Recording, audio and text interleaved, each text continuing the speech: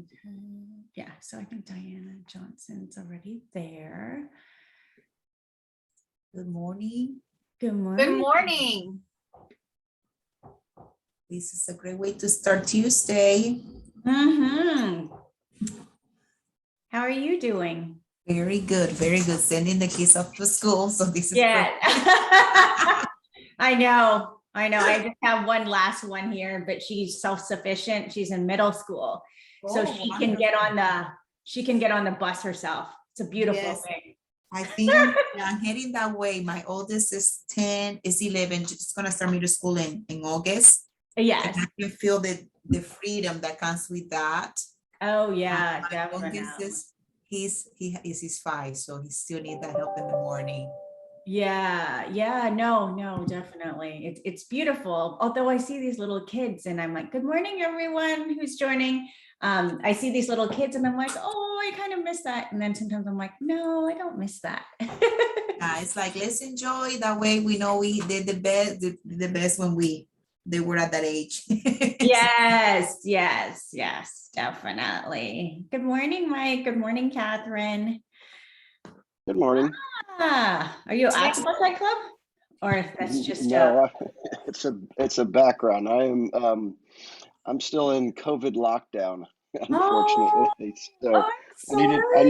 I needed to make it at least feel like I'm out. You got it, Mike. Yeah,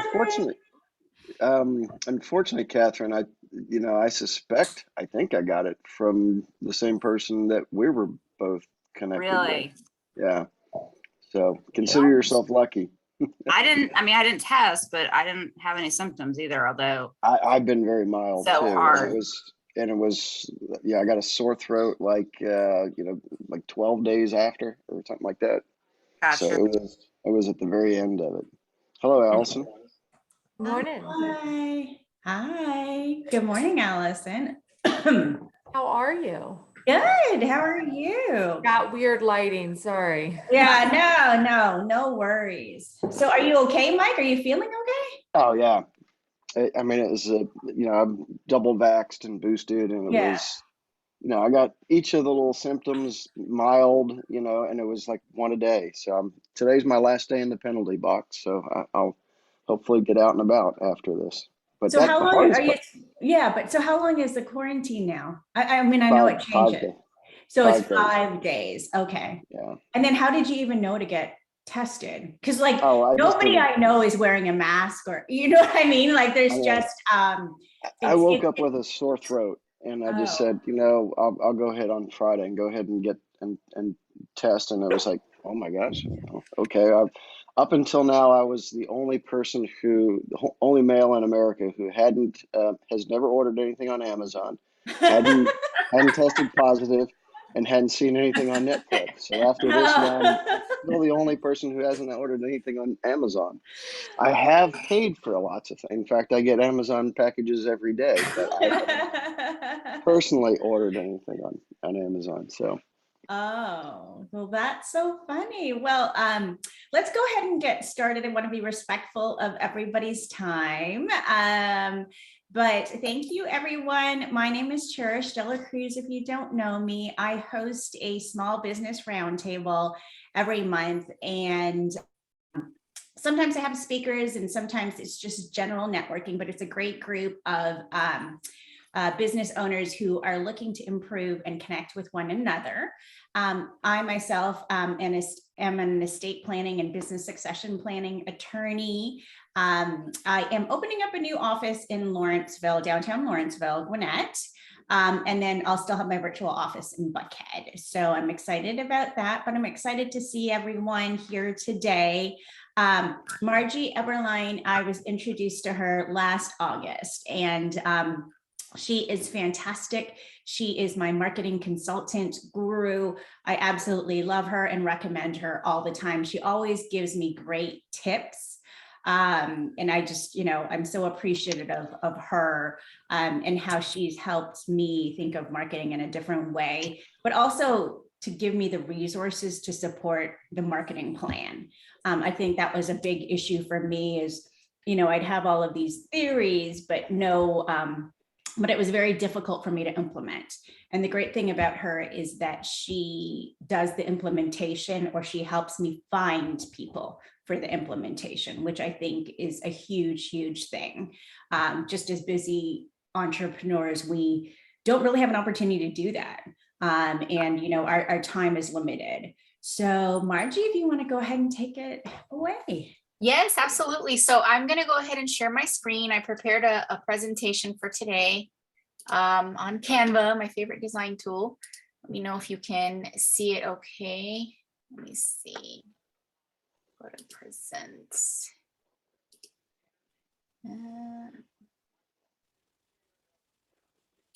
All right, and here we go. Okay, so I'm super excited to have this opportunity to share this with you. I'm very passionate about helping business owners. Just to give you a little bit of background, I decided to launch the Marketing Boss brand because I owned an agency and I saw how so many business owners were swayed to make decisions that maybe were not the best for their business, because there really isn't a neutral source of information out there. And so before I kind of dive into the presentation though, I definitely want to encourage you to have a little bit of fun. And this is supposed to be very interactive. So if you are learning things that are helpful, I want to encourage you to post on social media and help give De La Cruz Law a little bit of a push there on your social accounts. And obviously, you know, tag me as well. But the philosophy behind the Marketing Boss course, workshop, curriculum, and abbreviated presentation that I'm doing today is that I really do believe that business owners can be more effective at making decisions for their business without being experts.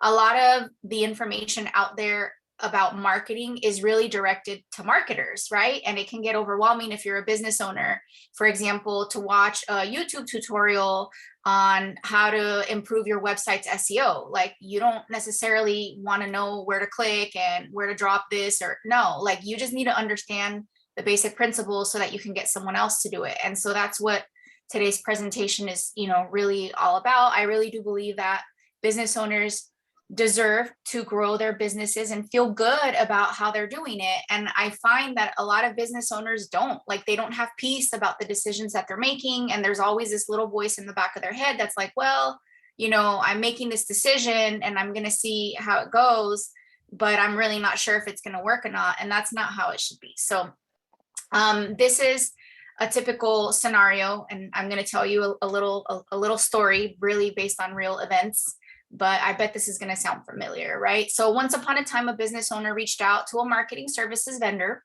right? And said, hey, website vendor, I want to improve my marketing. What should I do? And the website vendor responds, you need a better website. You need to redo your website. You need to spend 5 times what you're spending now on your website, right? That's the usual response. Or maybe the story goes, you reach out to a video company and you tell them that you want to improve your marketing. And what do they tell you? You need to invest in more video. You need, you know, an Emmy award-winning video and a TV commercial. And so that's what's out there, right? Where we need help with marketing and we go to vendors, and the vendor's always going to give you a response that really fits their business model. So the first tip that I'm going to give you in order to become that marketing boss and really take control of your marketing is to always consider the source, right? I'm not saying that vendors always give poor advice. Sometimes they give fantastic advice, but you as a business owner need to always ask yourself this question: what does the source of my insights have to gain from their marketing advice? So for example, if you go to a website vendor and they tell you that what you need is a better website, then obviously they have your business in their website to gain, right? So really pay attention to those things. You may or may not need a better website, right? That may or may not be the solution, but it's important for you to just consider the source. Like, what does this resource have to gain from the advice that they're giving me? What is their business? How do they generate revenue? So that's the first tip, is to always ask yourself that question. The other tip is, if your goals are clear and your plan is always tied to what you want to accomplish, then even if you don't understand how it all works, right? Even if you're not an SEO expert, you can always manage your decisions better if you're clear on, okay, for example, my goal is to generate 10 new leads a month. And if a vendor says, okay, I can help you get those 10 leads a month with SEO on your website, then that makes sense, right? You don't need to understand how it works. You just need to know that, okay, I have a goal. My goal is clear. I've communicated it to my marketing resource, and they've now given me a plan to get there. So that's the key. I have if you want to send me your email, I can send you this business plan that I'm going to go over, just the talking points, obviously, because, it would take a couple hours to really put something like this together. But the idea is, I'm going to walk you through some of the things that you can think about to fill in the blanks here. So if you want to send your email in the chat, I'll send you a copy of this business plan template that I have, and then I'm going to go over. So goal setting, right?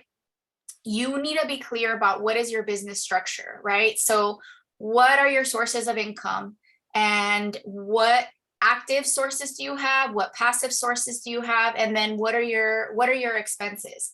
Why is this important? When you have this business structure and it's clear and you can communicate it to your marketing team or to your marketing resource, or even if it's just your virtual assistant, right? They're going to understand, oh, my most, the greatest margin that I have for the X service is this. So then that's what I'm going to promote in my marketing, right? So if you're clear about these and if you communicate these to your marketing resources, then they can better help you with that. So that's why it's important to outline your structure of your business. Active, for example, if you're a services-based business like me or like Cherish, right, where you're providing services, then that would be an active source of income, right? Passive would be things like digital courses or resources that you sell and that are more passive because they don't require your time. So I highly recommend that in every business structure that there's always a little bit of both if possible, right? If you're a service-based business, it's very easy. Like anybody can create resources that are inspired by your active services. And then now you have a passive source of income. And here's the thing, it doesn't even have to be anything that's too, elaborate. So for example, if you were to sell a estate planning workbook, for example, right, for like $1, now that becomes a lead generation piece that can also generate some passive income. Like as an example, right? If you're a service-based business, to think about those things and to add that into your business model. And then those things become an outline for your marketing team as far as what they're going to offer, what they're going to market. And then it's also important to keep track of expenses too. I can tell you a case study where I was working with a law firm, and we were doing really well with a pay-per-click campaign, and they were getting a bunch of leads online, and their business was suffering because we were promoting services that had a very high overhead and not much cash flow. And the law firm didn't realize that they needed to really promote services that maybe were less costly, but that gave them more cash flow. And so those are the types of things that, can happen when you don't pay attention to what you're selling versus what it's costing you to sell what you're selling. So, in tangible products, it's called cost of goods, right? So for example, in this case study, the cost of managing a particular kind of case was really high, and they didn't get paid if they were on a contingency. So they didn't get paid up front. And so it was hurting their law firm because all of their overhead was going toward providing these services that we were marketing and selling. And they just didn't have the cash to float it at the time. So that's an example of why it's important to really keep track of what you have to sell and what it costs you to sell it, and to communicate that to your marketing team. The other aspect of a business plan that you want to really look at in order to take control of your marketing is to really understand your target.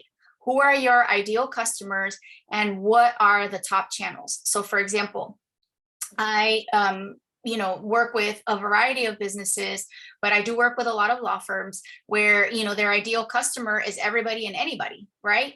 And that's great. But if you try to target everyone, then you're going to target no one.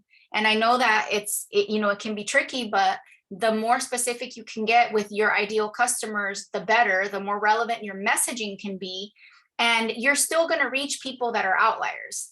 So it's really, really important to develop a solid, clear persona. And I'm talking about, like, you can even give your ideal customer a name, you know, call her Tina, and, you know, she's 25 years old and she's got 3 kids and, you know, whatever. And so that will then help guide other decisions, like, okay, well, if my ideal customer's name is Tina and she's 25 and, you know, she's married, and, you know, well, where does Tina spend time? And then you can start to think about the channels, right? So, because this is another thing that happens where business owners say, oh, well, my competitors are all on, you know, on social media, so I need to get on TikTok too, right? Or I need to get on Instagram, or I need to get on this, or I need to get on that. And what we do is we just copy what we see without really thinking about our own ideal customer and their ideal channels is really the best way to do it. The other aspect of this is understand your sales processes to the point where you have to be clear about what offers are you going to offer. So like if you're a service-based business, you know, again, I'm using Cherish as an example, you know, she offers help with your will, right? So she's going to offer that service, right? But what about transitional offers? Not everybody that you reach at any given time with your marketing is going to be ready to buy. So you have to really give people options based on wherever they are. So let's say that I've never heard of Dela Cruz Law, and all of a sudden I see a post on social media and it's about wills. Well, I don't need to update my will right now, so I'm going to pass, right? But if I see a transitional offer, say, you know, like a free download or a free PDF or something that I can grab, right? That's a resource to me. Then that transitional offer will give the brand an opportunity to then market to me later when I am ready to buy. Or maybe it'll give me something that I can share with somebody that's in my life, and now I can help with a referral. So those are, you know, 2 types of offers, the direct and the indirect. So the direct offers are what you sell. The indirect are transitional offers that you can use to offer value to people to build your list. And then the other aspect of the sales process that people forget about is post sales, right? Your customers that have already bought from you, you can actually make more money from them than by trying to reach brand new customers cold. How? Well, if somebody's already bought something from you, you can increase what's called their lifetime value to your business by offering them upsells, by offering them opportunities to refer you business, or even just by leveraging their network for visibility. So you can increase the value of that customer that you acquired, however you acquired them, by marketing to them in very unique ways post sales. So that's the other part that you really need to think about is what are some things that you can do for your existing customers, previous customers, to either sell them more services or to get them to give you referrals or to leverage their network. There's a book that I was reading that said the average number of people at a funeral and a wedding is 250, which means that everybody has at least 250 people in their network. I mean, that's a big number. That adds up. So definitely leverage post sales and increase the lifetime value. The other tip is KPIs. KPI stands for key performance indicators. And it's a really interesting concept used by really large corporations that we're all familiar with, like Google, for example, where everything that you do has to have some sort of numerical goal attached to it. So everything that you do has to be tied to what generates revenue. So I'll give you a typical example. If you get more positive online reviews, do you know exactly how many new customers you'll get from that effort? Chances are probably not, right? Because it's not like you get 5 reviews and then now you get a brand new sale, right? But you know, we all know that if you get more positive online reviews, you're going to be more visible and it probably will help you increase more sales. But it's not necessarily directly correlated to where you can track it. So the idea is that you come up with things that you can track that you know are going to help your sales, but you track them based on their own metrics. So for example, I know anecdotally that if I get more online reviews, I'm going to get more sales. And right now I'm getting on average 3 positive online reviews a month. Well, I can set a KPI, I can set a goal to go from 3 online reviews to 5, right? That's realistic. If I can get a bump of 2 more reviews a month, that's very doable, and that's worth the effort, because I know anecdotally that's going to help my sales. And now I'm setting a metric for something that I know will help my sales. So that's an example. Another one is growing your database. If you know that when you send out more emails and more text messages and more postcards to people that are in your database, then anecdotally, you know that that's going to help your sales, that's going to help your visibility, that's going to help your referrals. Okay, well then set a goal, right? It's, I want, 2 more online reviews a month, and I want a 10% increase in my database, size, right? So those are examples of KPIs that you can set where you have these metrics related now to your marketing, and that changes everything, because like the typical process is, I want to send more emails. Okay, but with what objective? Like if there's no numerical goal tied to it where it's going to help your sales, it's really difficult to really hold your marketing team accountable. But if you tell your marketing team, I don't want you to just, do social media, but I want the social media to help grow my database by 10%. Well, now you have a metric that you can give your team and hold them accountable, right? Like everything has to have a purpose, right? Another KPI too that I would suggest is with your social. So for example, if you're doing social media, yeah, you can tell your team, hey, I want you to post 3 times a week. Okay, but what's the point? For what? Right?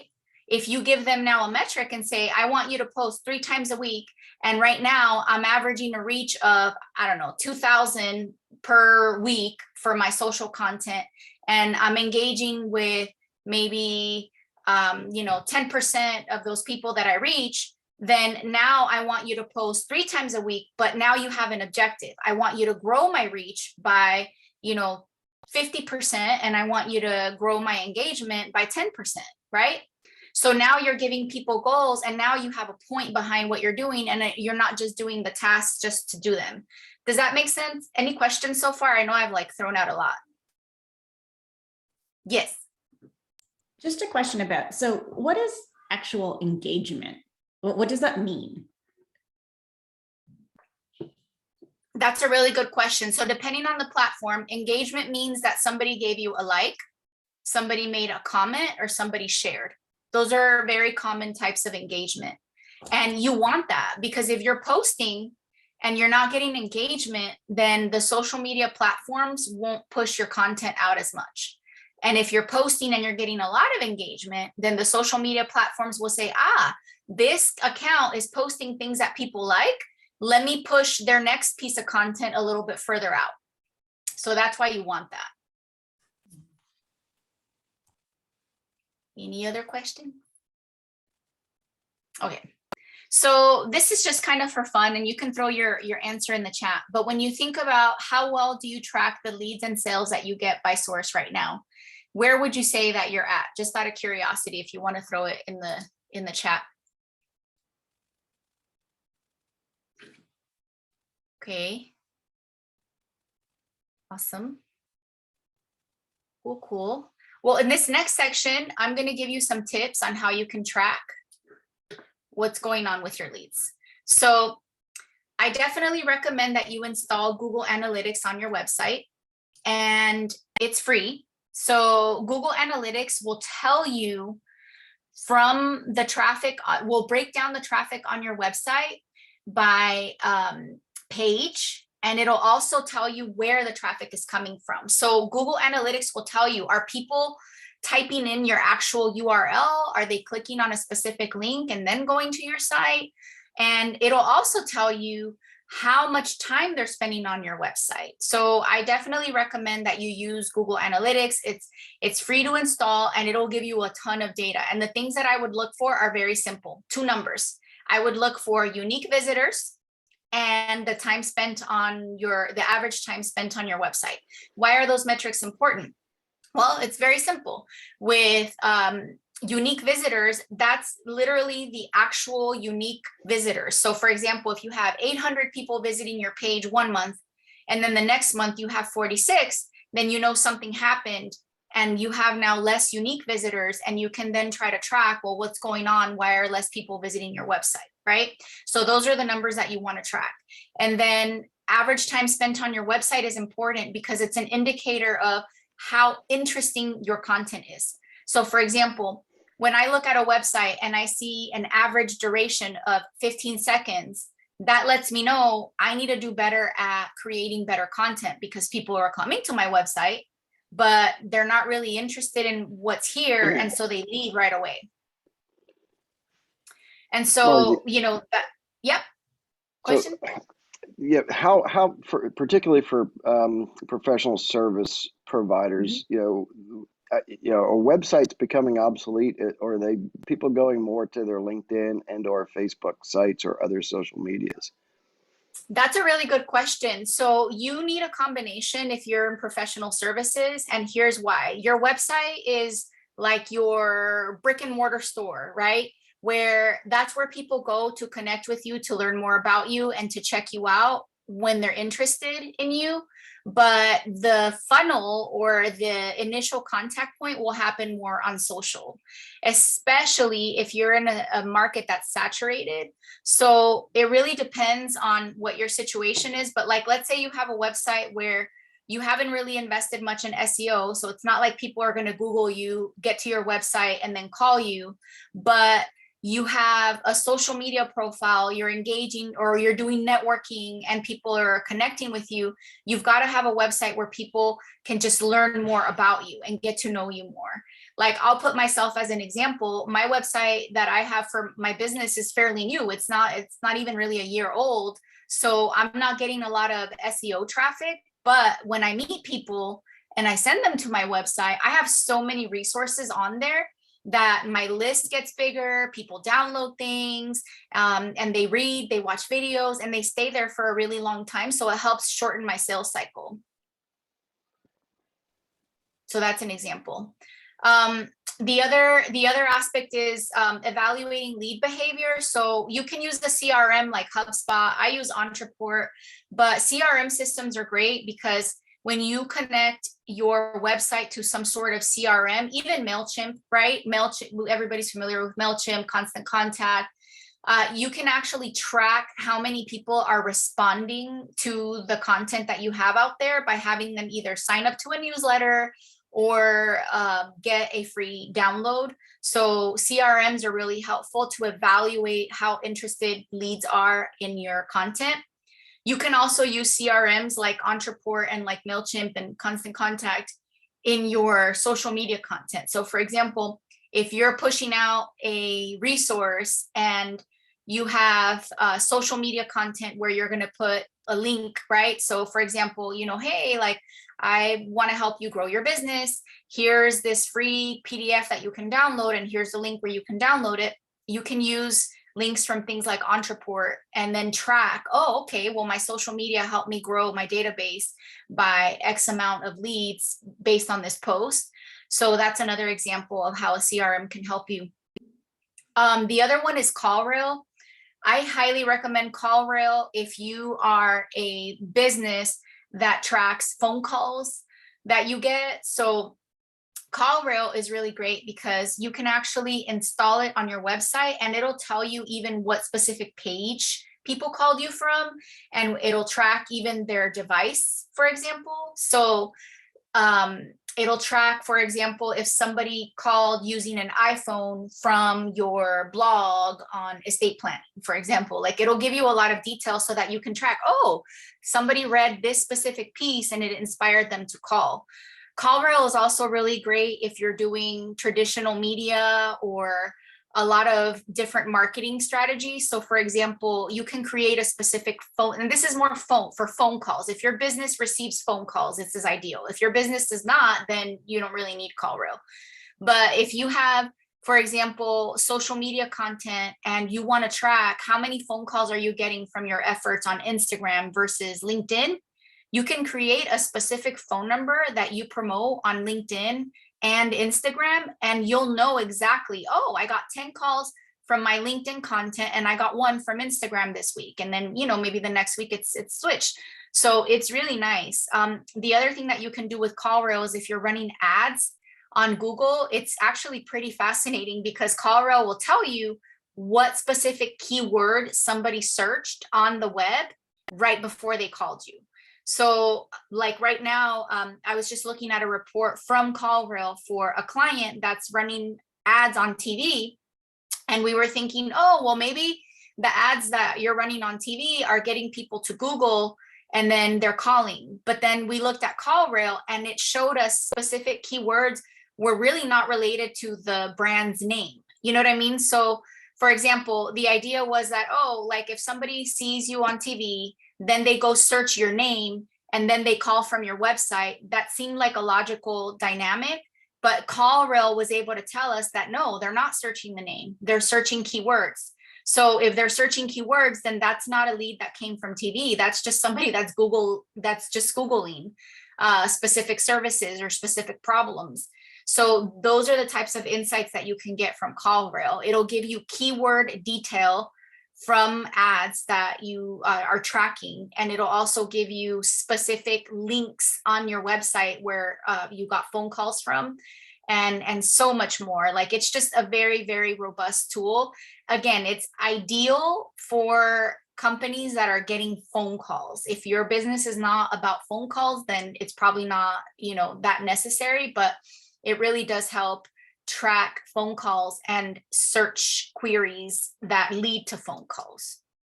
The other thing is, and we kind of jumped into this question, but it's important to understand the role that each asset plays in your business, right? So marketing assets, marketing tactics can bring value in a couple of ways. They can either make you more visible, so that's considered branding, right? Or they can help you generate leads, okay?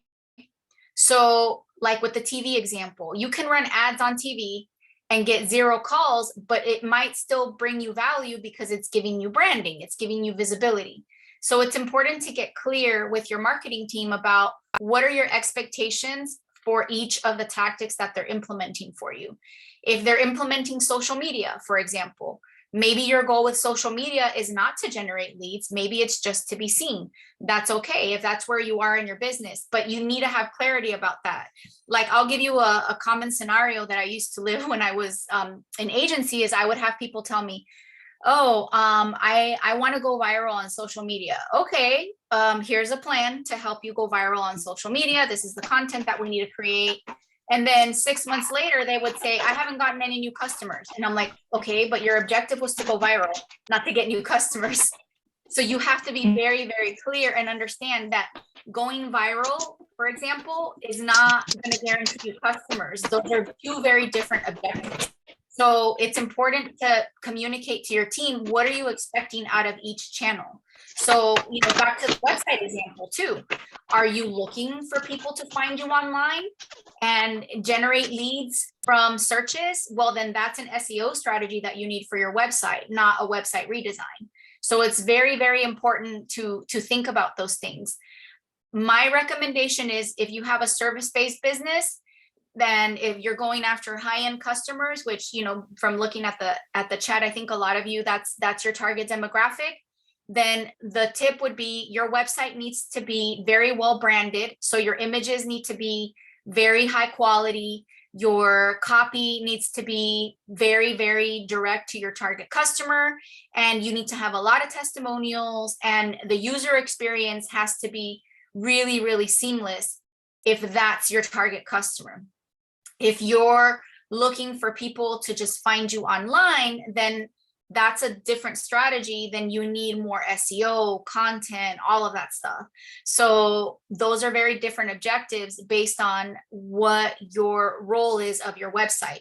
For social media, my suggestion, if you're a service-based business, is, you definitely want to be visible, and it's quality over quantity. So, I'll put myself as an example. I use Reels a lot. It's very effective for me and for my business.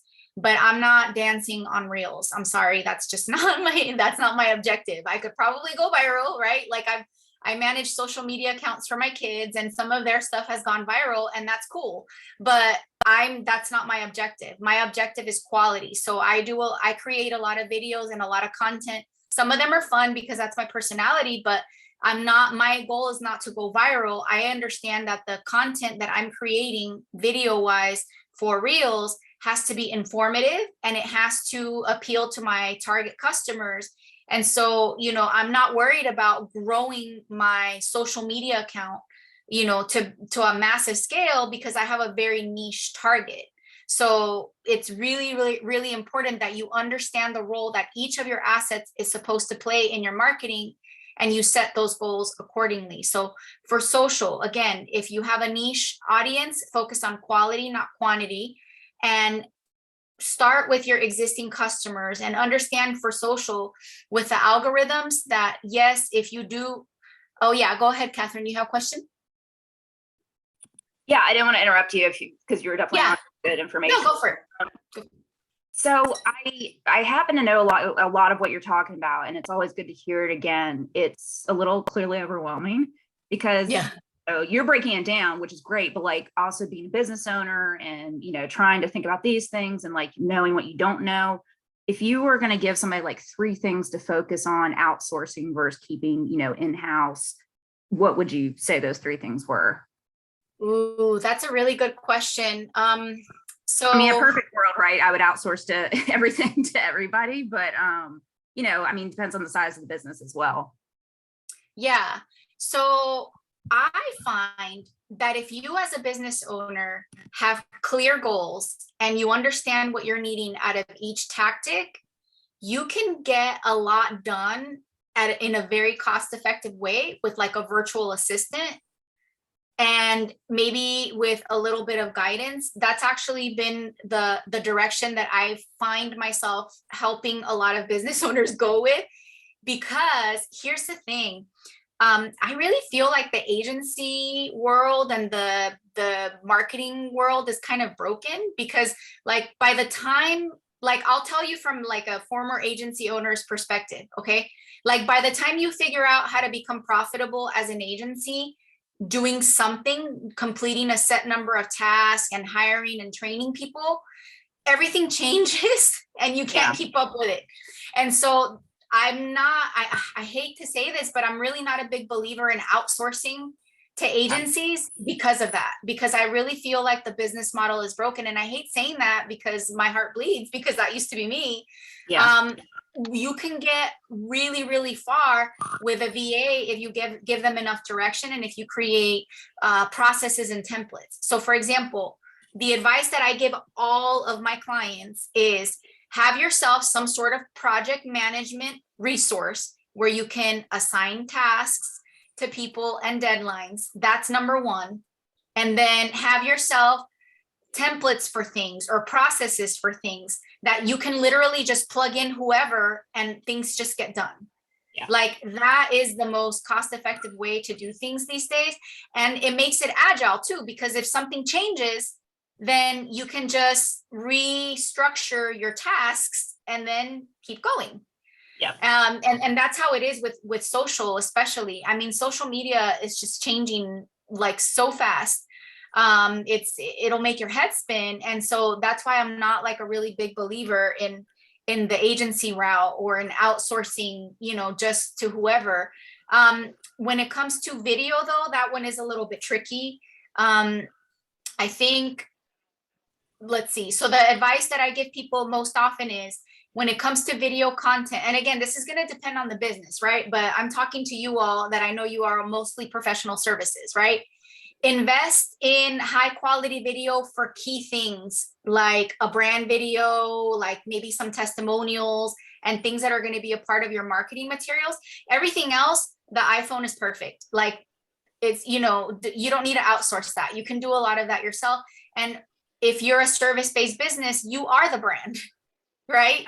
So really, you can DIY a lot of that, but maybe you can outsource the editing, for example, to like a VA.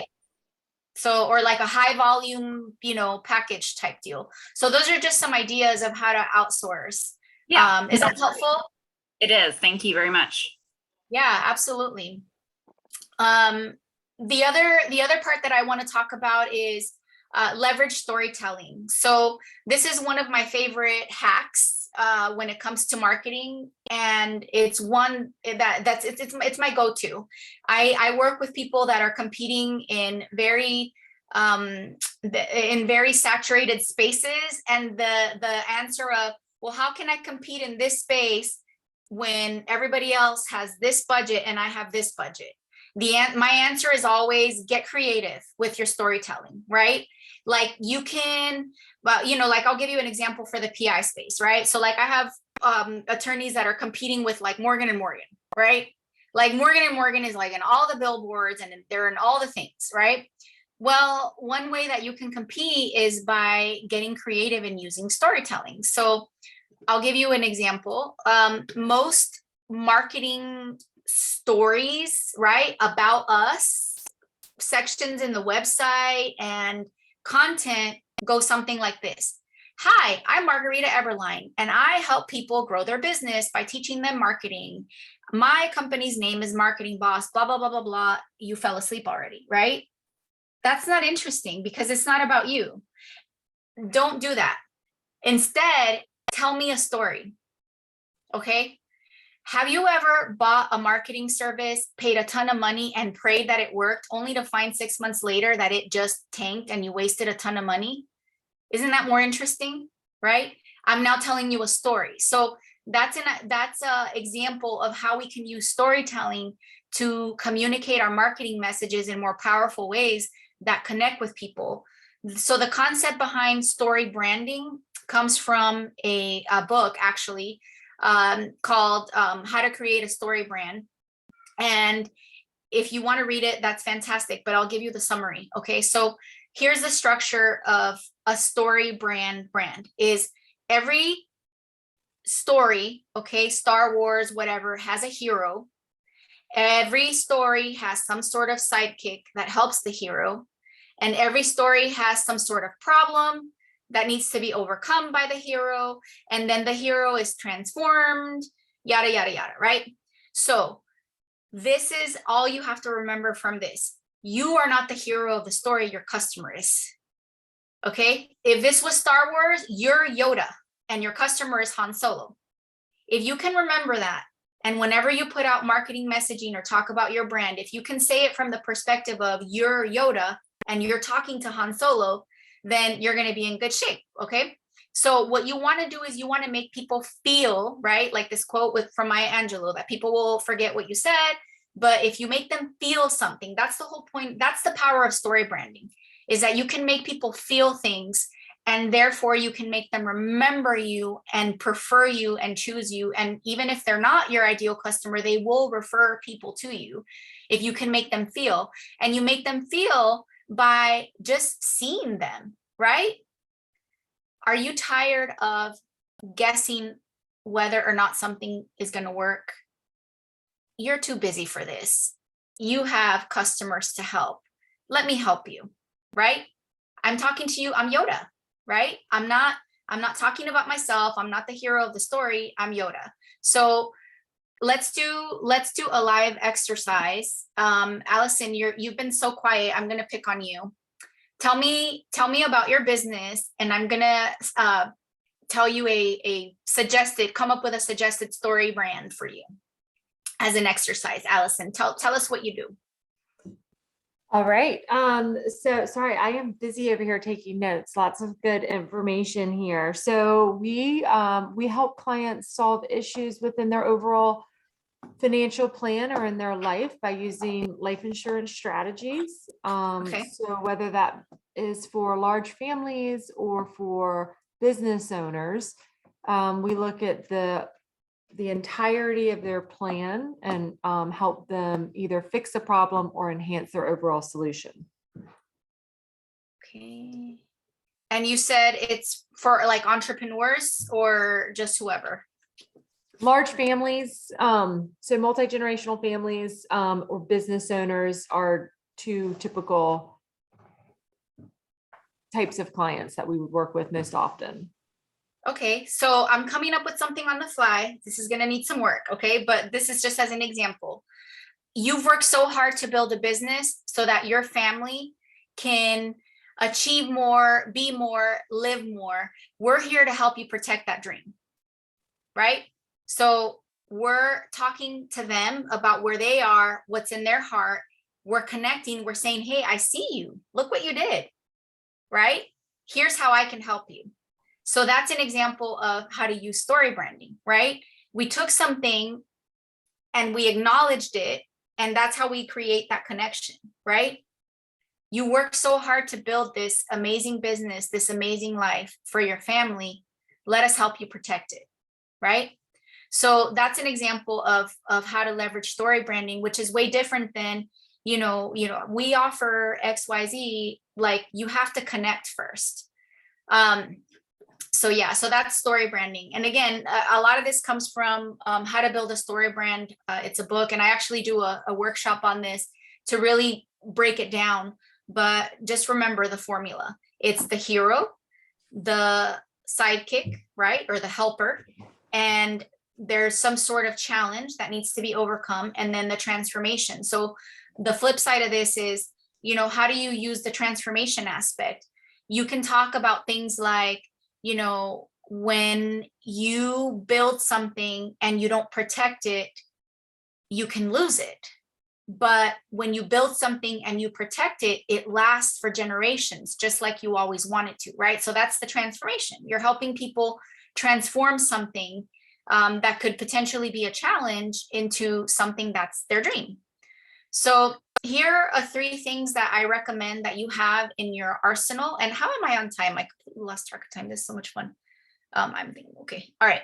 So here are 3 things that you want in your branding toolkit arsenal. Okay. So you definitely want to develop a story brand. And again, it's a little elevator pitch. It's not anything crazy. It's like a paragraph or 2 where you really tell your core story, right? About your brand, but from the perspective of your customer.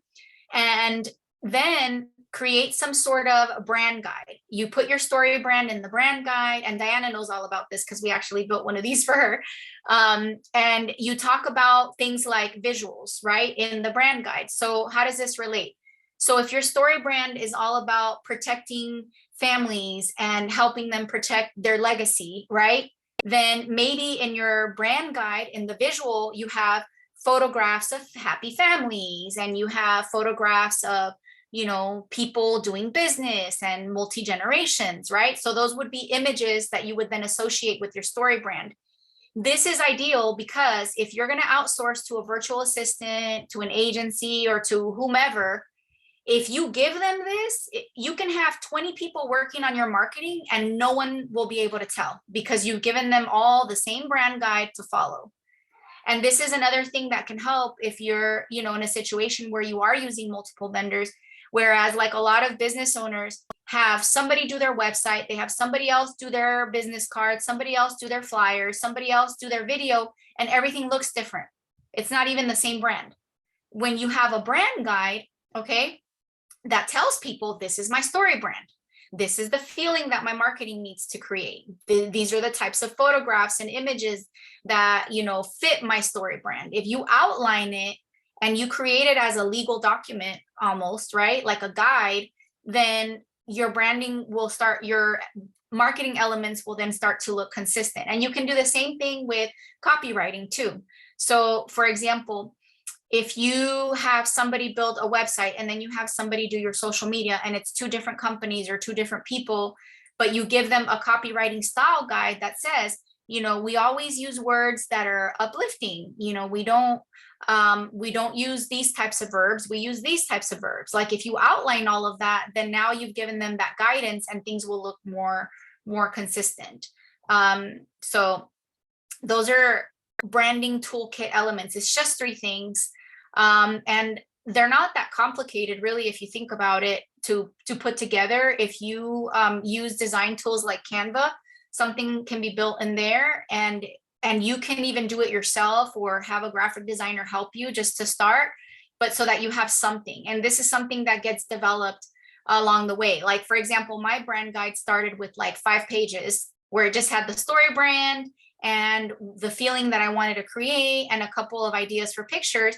And as I've been evolving as a professional and evolving my brand, I've expanded on it and added more things to it. And I've even added audio stamps and things like that I also want. So now whenever I have a video made, I give this brand guide to whoever is editing the video, and they already know what sort of lower thirds they need a design for my video and what do the jingles or music needs to sound like. So you can expand on this as you go, but it can start simple with like 5 pages and then go from there.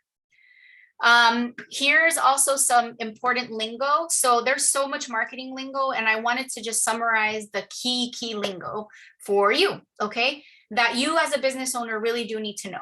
Impressions. What is an impression? An impression is a metric that you're going to see, and it simply is the marketing term for how many people see something. So for example, if I see your ad or your social media post or, you know, or whatever, your billboard, if I see it 10 times, then that's 10 impressions, okay? I'm one person, but I gave you 10 impressions, okay? So that's an important metric to understand. That's different from reach. So these are 2 terms that get confused a lot, and that I see business owners get really excited. Oh, I got 2 million impressions from my YouTube banner ad that I placed. And whenever I ask, okay, but what was the reach? I don't know. When the reach is really the most important number, really, right? Because if you got 2 million impressions, but your reach was 5 people, then that's not going to turn into customers. That's just common sense, right? So yes, you want multiple impressions, but you really also want to compare it against reach. So for example, if I reach 10 people and I reach those people twice, then I have 10 people and I have 20 impressions, right? So my reach was 10 and my impressions was 20. That's pretty decent, right? So on average, the rule of thumb is that people need to see your marketing, I think 5 to 7 times in order to take action. So as a business owner, whenever you're looking at reports or data or anything like that, look for impressions and always compare it to reach, okay? How many people did you reach and how many times? And now you know, oh, if I reached on average, you know, people twice, that's not bad, that's good, right? If I reach them 5 times, that's even better. If I reach them 30 times, that's overkill, right? Then I need to spread out my message a little bit more. And that's what frequency is, okay? So frequency is how frequently did you reach different people? So that's what that term is. So impressions, reach, and frequency, okay? Those are 3 very important terms to always look at in relation to each other. The other term that you need to know is lead. Understand what is a lead. That is where I see so much confusion, especially with pay-per-click vendors. Will they say, oh, here's a report and you got 50 leads. And you're like, oh, but I didn't get 50 customers. Well, that's because that's not the same thing, okay? A lead is simply somebody that responds to your advertisement, okay? They're not necessarily a qualified lead. They're just a lead, right? And you need to be very, very clear with whoever you're working with what they mean by lead versus what you want to track as a lead, because the meaning can change. So I'll give you an example. When I had my agency, we used to count phone calls as leads, and our customers wanted us to count actual qualified cases as leads. But as marketers, well, I don't know if somebody actually has a good immigration case or not, right? So there's no way I can track how many qualified leads. Only the client, only you can, right? So it's very, very important that there's clarity around what is a lead for you versus what is a lead for your particular marketing campaign. The other one is a conversion. That's another one where I see a lot of confusion. So a conversion can be anything. A conversion is just somebody that takes action and converts to something. It's very, very general, but it's important, again, that you clarify what is a conversion for your specific campaign that you're looking at. So for example, if I'm looking for people to download my free PDF because I'm looking to build my database and 100 people download my PDF, then I can count that as 100 conversions, right? But if what I'm looking for is clients that actually buy something, then that's 0 conversions, right? So there has to be clarity. The conversion term can change. You're going to see this also in Google Analytics and a lot in pay-per-click, where you can actually track conversions in whichever way that you want. So in Google Analytics, for example, you can track phone calls as conversions and get a report that says you got 50 conversions because I set it up to track phone calls as conversions. So that's that one. And then cost per customer acquisition, that's another important metric, okay? What is it really costing you to acquire each customer? Like, I'll give you a really interesting case study. So I have a client that likes to do grassroots events, and I'm not a big believer in some of them sometimes. And I said, look, let's track how much it's costing you to really get these customers that you feel like are getting this great value from these events. So it was like $2,000 to participate in an event, plus $5,000 spent on marketing tchotchkes, t-shirts, keychains, and, you know, water bottles, whatever, stuff that they were giving away, right? And then they collected maybe 200 people in the database. So we were able to calculate how much did it cost to grow the database by 200 people. And when we did the math, it was like, okay, like you can pretty much run a Facebook ad and collect the same number of contacts for a lot less. Does it really make sense to do these events and, like, you know, hire people to work over the weekend and stuff like that? So it's really, really important for you to track what is really your cost per customer acquisition, or, you know, cost per lead. Like, that can change too. But cost per customer acquisition is the key one that you always want to track. How much are you investing in marketing, and how many customers are you getting from it? And what is your cost per customer acquisition? Now, I want to be very, very clear that marketing is one of those things where you're going to probably spend a little bit more at the beginning to get more results later.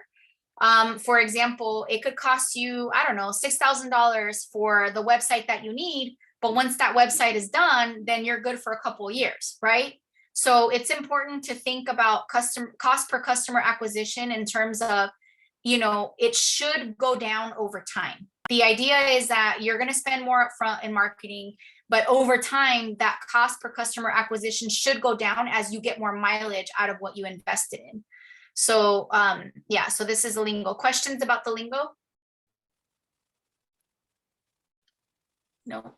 This is great. Thank you, Margie, for explaining. I was running a few marketing, you know, Facebook campaigns, and then you put the reporting and like, oh my gosh, what did you say again? These numbers mean. I think that it takes, you know, just practice doing a few times and testing what works. So stay more consistent. Absolutely. So just another wait, Margie, question. I do have a question. So what does LinkedIn use? Do they use impressions? Because, like, I feel like it changes every day. You know what I mean? Like, do they do, the last time I checked LinkedIn, it was impressions, but I don't know if, do they do reach as well too? Or is that more of like a Facebook? So it depends on where you're looking, but I'm pretty sure they all do reach. So for example, Instagram, LinkedIn, Facebook, it'll tell you how many people you reached. But it also does report impressions. It just depends on where you're looking in the data, like in the analytics. I would have to see what report you're looking at to be able to decipher what it's showing you, but they report on both, basically, is what I'm saying. Oh, okay. But yeah. Perfect. Yeah. So yeah, just for fun, what would your life be like if you made better decisions about your marketing? I forgot to add the word marketing there, but not just better decisions in general. I'd probably get more sleep in my life, but anyway. Well, I'm happy to help. You know, just a couple of things. You know, working with me is very easy. I offer consulting. I offer workshops. I have 4 signature workshops. And then I also have e-learning courses, tutorials, and things. Some of them are still in development. And I also am happy to continue the conversation. I have a brand new Facebook group that I just started. Would love for you guys to join if there are other questions that I can answer to keep the conversation going. It's called Marketing Boss, and it's just, you know, to answer questions, chat, and I try to share content on there as well, tips and things like that. And then obviously follow me on Reels if I can be of service there. And yeah, that's pretty much the end of my presentation. I think I did okay on time, right? I didn't go over. Yes, Yeah, right. no, this was perfect. No, thank you so much. And thank you everybody for attending. I think Margie is awesome. She's helped me a lot grow and develop my brand. And then also just honestly, it's the implementation, helping me think through things from a strategic standpoint with implementation. I think that is the biggest hurdle that I had, but just kind of chunking it, coming up with a plan, chunking it down, and then doing manageable pieces. And not all of it's going to happen overnight because it is a process, but being able to conceptually understand it, because like I have no idea about reels and impressions and all of those things, but like, oh, okay, that makes sense. So, but I wanted to share that with Margie. I worked with her last year, developing my marketing plan. I come from corporate environment to now work as a financial planner with Northwestern Mutual. So it's like, oh my gosh, I was doing it for a company. How do you do this for yourself? Right? Because I was more on the behind the scene with execution. I have other teams that will tell us what to do. So thank you, because she really helped me become more clear. So as I started, I feel like, okay, I had guidance. Now it's building that confidence and it's staying consistent so people can start getting used to you and building the trust. So thank you, Margie. I'm going to be following up with you again because I feel like this is something that I want to stay in touch. You know, that building phase for sure needs some hand holding, even though within a strategy. So yes, thank you. Thank you for your support. yeah. Thank you. Thank Yeah, you. let me echo that. I think I find that we all kind of know what we need to do, but it's having that person to handhold or guide, or that Sherpa, that person to kind of do it right and hold us accountable. So I think that's I think Catherine left, but that's the hardest part, right? Is getting it and then implementing it and seeing it through, because otherwise it's, so if you had one asset that, and Margie, I think you'll agree, it's building that brand, right? That's probably the most valuable. If you can do everything that emanates down from the brand and just keep building that personal brand, as I like to say, I build brand Mike, right? At the end of the day, that would be the thing that I would suggest. Would you agree, Margie? Absolutely. Yes. People do business with people, not with logos. So yeah, if you're a service-based business, like I think we all are, you're the brand. So yeah. Well, thank you. Thank you everyone for attending. And I'll have the recording and I'll have my assistant send it out. So Thank you. It was wonderful. Thank you. Take care. Have a wonderful day. Bye. Bye. Thank you.